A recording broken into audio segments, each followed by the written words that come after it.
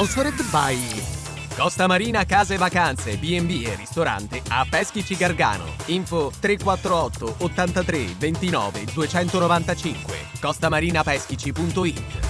Impresa Valassi Fermo e Franco. L'arte di costruire e ristrutturare. www.valassiff.it. Trattoria Cantù dal 1897 alle Fornasette di Olginate. trattoriacantù.com. Studio dentistico Caponero Dottor Livio. Sulla bocca di tutti. caponerolivio.it. Treva Home, la tua casa vacanza sul lago di Como. 340 22 45 235 trevahome.it. Big match a Regamonti Ceppi tra Lecco e Pro Vercelli. Una partita molto importante per la classifica. Scende Nannini subito a sinistra, dentro il pallone Capogna, non lo arpiona per poco. Sono trascorsi soltanto 10 minuti. Nannini, Caprof, Lora, le novità di giornata per Mancino che sostituisce D'Agostino in panchina. Dal primo minuto questi giocatori. Recupera palla Emanuello dopo una brutta uscita del Lecco dalla propria area. La conclusione però con il destro non impensierisce Pissardo al 19esimo. Lecco in avanti, Lora, ottimo il suo primo tempo, dentro il pallone, colpo di testa di Capogna che si avvita, non riesce però nella torsione il numero 20, capitano bluceleste, a inquadrare i pali della porta di Saro. La rimessa battuta da Capoferri non allontana la Pro Vercelli. Lora di prima intenzione con il destro direttamente in curva nord, ma ottima la conclusione del numero 5 bluceleste al 38esimo. Sempre Lecco, Iocolano anticipato, Nannini, buona la palla messa dentro, se la ritrova al limite dell'area, Juan Caprof con il destro, non va lontanissimo dall'incrocio dei pali il numero 34 bluceleste, sempre più convincente nel vivo del gioco offensivo del Lecco. Bolzoni, splendida l'azione di prima del Lecco, Capogna la lascia rimbalzare, poi prova con il mancino, una cosa molto complicata, ha i numeri e le capacità il numero 20 bluceleste per cercare questa battuta al volo di sinistro, palla che però finisce alta. La Pro Vercelli si distende con Petris sulla destra, pallone in mezzo e qui Pissardo va a scontrarsi con Comi.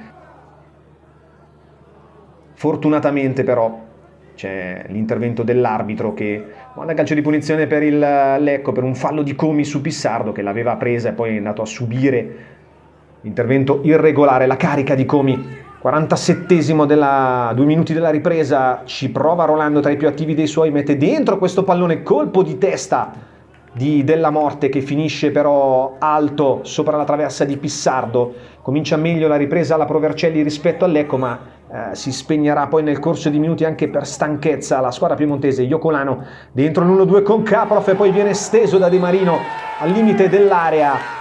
Il direttore di gara indica il dischetto, però non ha dubbi fra le proteste dei giocatori ospiti. Splendido l'1-2 tra Caprof e Iocolano che quando possono dialogare così tecnicamente parlano la stessa lingua, è uno spettacolo.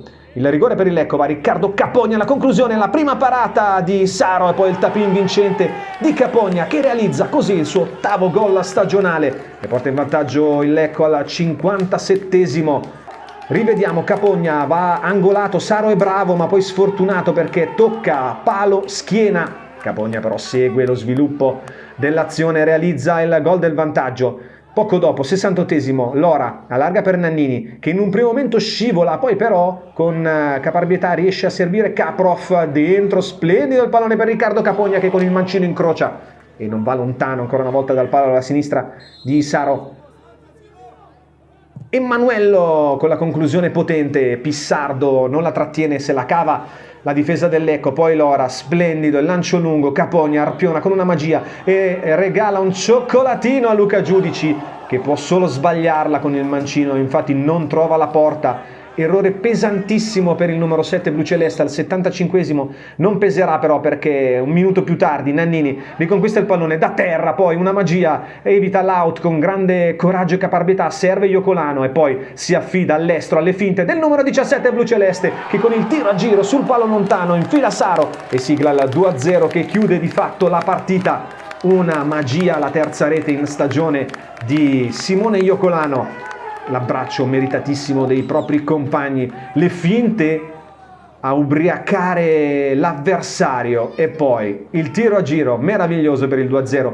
cerca di reagire nel finale la Provercelli, De Marino alza il pallone per Rolando, il suo pallone attraversa tutto lo specchio dell'area piccola, ma non trova l'intervento dei propri compagni. E tutta qui però la Provercelli nel finale, poco altro, ci prova ancora al 95esimo in pieno recupero, c'è la spallata di Marzorati lontano dal gioco e l'ingenua espulsione del capitano dopo l'uscita di Capogna del Lecco. Lino Marzorati finisce la sua partita al 96esimo e sarà sicuramente grave la sua assenza nella partita di Olbia mercoledì. Finisce però anche la partita poi con la punizione battuta dalla Provercelli al 96esimo, che si perde sopra la traversa di Pissardo direttamente in curva nord e si spengono le velleità dei piemontesi. Lecco torna alla vittoria 2-0 sulla Provercelli, ritrova i 3 punti, ma soprattutto ritrova con convinzione e morale il gioco che era mancato nelle ultime partite.